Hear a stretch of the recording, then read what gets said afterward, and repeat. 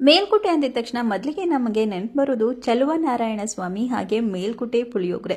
ಇವತ್ತು ನಾನು ಮೇಲ್ಕೋಟೆ ಪುಳಿಯೋಗರೆ ಹೇಗೆ ಮಾಡೋದು ಅಂತ ತೋರಿಸ್ತಾ ಇದ್ದೀನಿ, ಅದು ಕೂಡ ಪಕ್ಕಾ ಟೆಂಪಲ್ ಸ್ಟೈಲಲ್ಲಿ. ಮೊದಲಿಗೆ ನಾನು 5 ರಿಂದ 6 ಬ್ಯಾಡಗಿ ಮೆಣಸಿನಕಾಯಿ ಹಾಗೆಯೇ 5 ರಿಂದ 6 ಗುಂಟೂರು ಮೆಣಸಿನಕಾಯಿನ ನಾನು ಲೋ ಫ್ಲೇಮಲ್ಲೇ ಹುರ್ಕೊಳ್ತೀನಿ. ಜೊತೆಗೆ ನಾನಿಲ್ಲಿ 4 ಸ್ಪೂನಷ್ಟು ಧನಿಯಾ ಕೂಡ ಹಾಕೊಳ್ತಾ ಇದ್ದೀನಿ. ಇದನ್ನು ಕೂಡ ಲೋ ಫ್ಲೇಮಲ್ಲೇ ಹುರ್ಕೋಬೇಕಾಗತ್ತೆ.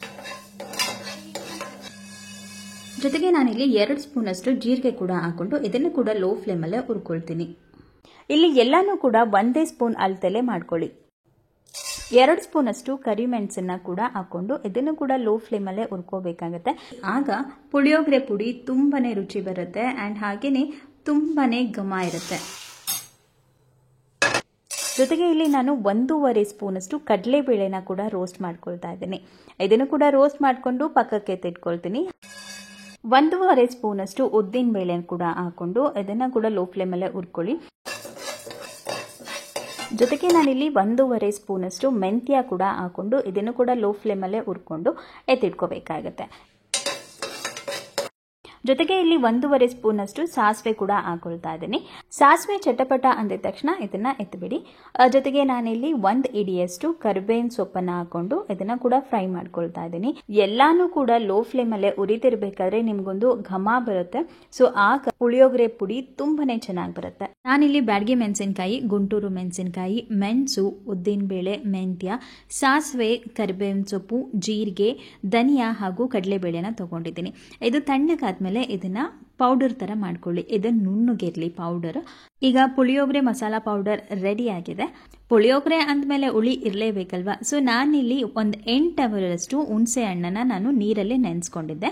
ಇಲ್ಲಿ ನಾನು 1 ಬೌಲಷ್ಟು ಹುಣಸೆ ಹಣ್ಣ ತಗೊಂಡಿದ್ದೆ. ಅದನ್ನ ಚೆನ್ನಾಗಿ ಕಿವುಚ್ಕೊಳ್ತಾ ಇದ್ದೀನಿ.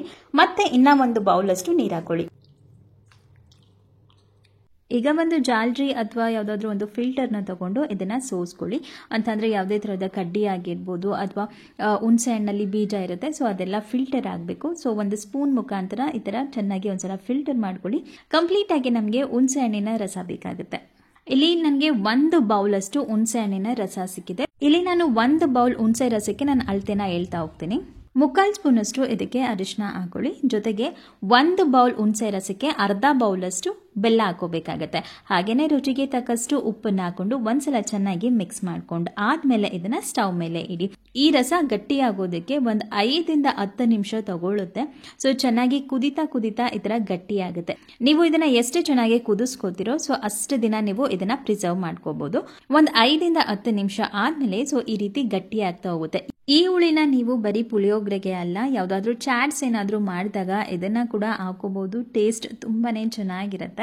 ಈ ರೀತಿ ಗೊಜ್ಜನ ನೀವು ಮಾಡಿಟ್ಕೊಂಡ್ಬಿಟ್ರೆ ಯಾವಾಗ ಪುಳಿಯೋಗರೆ ಬೇಕು ಅಂತ ಅನ್ಸುತ್ತೋ ಆಗ ಇನ್ಸ್ಟೆಂಟ್ ಆಗಿ ನೀವು ಮಾಡ್ಕೋಬಹುದು.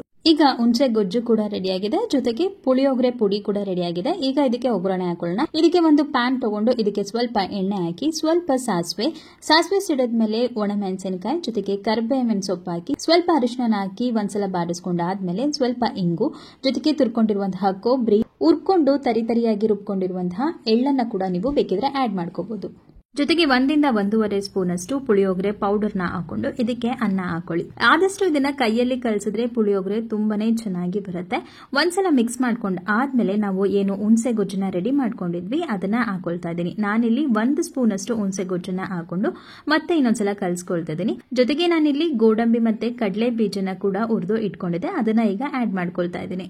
ಈಗ ಮೇಲ್ಕೋಟೆ ಪುಳಿಯೋಗರೆ ರೆಡಿ ಆಗಿದೆ. ಪುಳಿಯೋಗರೆ ಅಂತ ಅಂದ್ರೆ ಒಂದು ಅಟ್ಯಾಚ್ಮೆಂಟ್ ಅಲ್ವಾ. ಪುಳಿಯೋಗರೆ ಅಂತ ಅಂದ್ರೆ ಎಲ್ಲರಿಗೂ ಇಷ್ಟ ಆಗುತ್ತೆ. ಬಟ್ ಮೇಲ್ಕೋಟೆ ಪುಳಿಯೋಗರೆ ಅಂತ ಅಂದ್ರೆ ಒಂದ್ ಹೆಜ್ಜೆ ಮುಂದೆ ಅಂತಾನೆ ಹೇಳ್ಬೋದು. ಇದನ್ನ ತಿಂತಿದ್ದಾಗ ಆ ಮೇಲ್ಕೋಟೆ ದೇವಸ್ಥಾನದಲ್ಲಿ ಪ್ರಸಾದ ತಿಂದಿದ್ದಷ್ಟೇನೆ ಖುಷಿ ಆಯ್ತು. ಜೊತೆಗೆ ಘಮ ಆಗಿರ್ಬೋದು ಅಥವಾ ರುಚಿ ಆಗಿರ್ಬೋದು ಸೇಮ್ ಅದೇ ತರ ಇತ್ತು. ನಿಮ್ಗೂ ಕೂಡ ಮೇಲ್ಕೋಟೆ ಪುಳಿಯೋಗರೆ ತಿನ್ಬೇಕು ಅಂತ ಅನ್ಸ್ತಿದ್ರೆ ಇದನ್ನೊಂದ್ಸಲ ಟ್ರೈ ಮಾಡಿ. ಖಂಡಿತವಾಗೂ ನಿಮ್ಗೂ ಕೂಡ ಇಷ್ಟ ಆಗುತ್ತೆ. ಈ ವಿಡಿಯೋ ಏನಾದ್ರೂ ಇಷ್ಟ ಆಯ್ತು ಅಂತಂದ್ರೆ ಪ್ಲೀಸ್ ಲೈಕ್ ಮಾಡಿ, ಶೇರ್ ಮಾಡಿ, ಕಮೆಂಟ್ ಮಾಡಿ, ಹಾಗೆ ಸಬ್ಸ್ಕ್ರೈಬ್ ಮಾಡ್ಕೊಳ್ಳಿ. Thanks for watching. ಬಾಯ್.